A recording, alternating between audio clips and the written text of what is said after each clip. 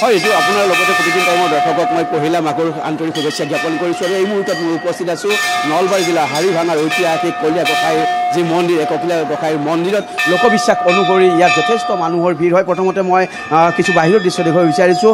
এইদৰে ইয়াত বন্তি প্ৰজ্বলন কৰিবৰ কাৰণে শাৰী পাতিছে আৰু এই বন্তি প্ৰজ্বলন দৃশ্য দেখুৱাইছে মোৰ সহযোগী ৰাজুৱে।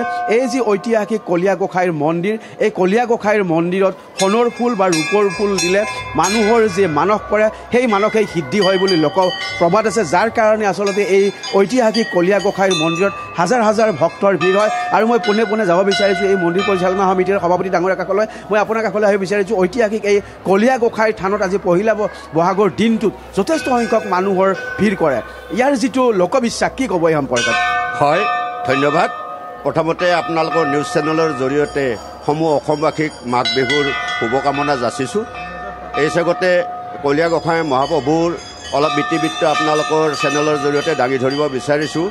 আজিৰ পৰা প্ৰায় শিৱসিংহৰ ৰাজত্ব কালতে আমাৰ এই কলীয়া গোসাঁই মহাপ্ৰভুৰ আৱিৰ্ভাৱ হৈছিল এটা বিধৱা বুঢ়ীৰ ঘৰত। তেওঁৰ ঘৰত কোনো নাছিল। পৰৱৰ্তী সময়ত তেওঁ সপোনত এই কলীয়া গোসাঁই মহাপ্ৰভুক পাবলৈ সক্ষম হৈছিল। পৰৱৰ্তী সময়ত তেওঁ নিজ ঘৰতে সেই যিটো জনবিশ্বাস, মানুহৰ এটা জনবিশ্বাস আছে ইয়াত যে ইয়াত সোণৰ ফুল ৰূপৰ ফুল দিলে মানস কৰা কথাবিলাক সিদ্ধি হয়। সেই ধৰণৰ জনবিশ্বাসৰ কাৰণে যথেষ্ট সংখ্যক মানুহৰ ভিৰ হয়। আজিও তেনেকুৱা হ'ব।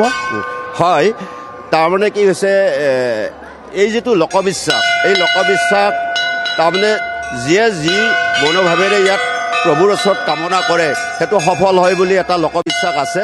আৰু সেইকাৰণে ইয়াৰ পৰিসৰটো দিনক দিনে বৃদ্ধি হৈ আছে। আজিও প্ৰায় লক্ষাধিক ভক্তগণৰ ইয়াত সমাৱেশ হ'ব।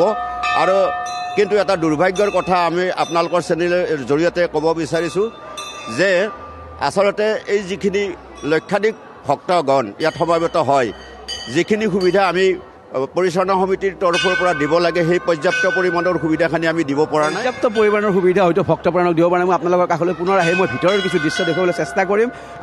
এই যে কলীয়া গোসাঁইৰ মন্দিৰ ভিতৰত এই কলীয়া গোসাঁইৰ আমি সম্ভৱ হ'লে আমি দেখুৱাবলৈ চেষ্টা কৰিম। তাৰ পূৰ্বে আমি দেখুৱাইছোঁ কি ধৰণে ইয়াত আচলতে মাহ প্ৰসাদ সজোৱা হৈছে, সেই দৃশ্য প্ৰতিদিন টাইমৰ দৰ্শকক দেখুৱাব বিচাৰিছোঁ।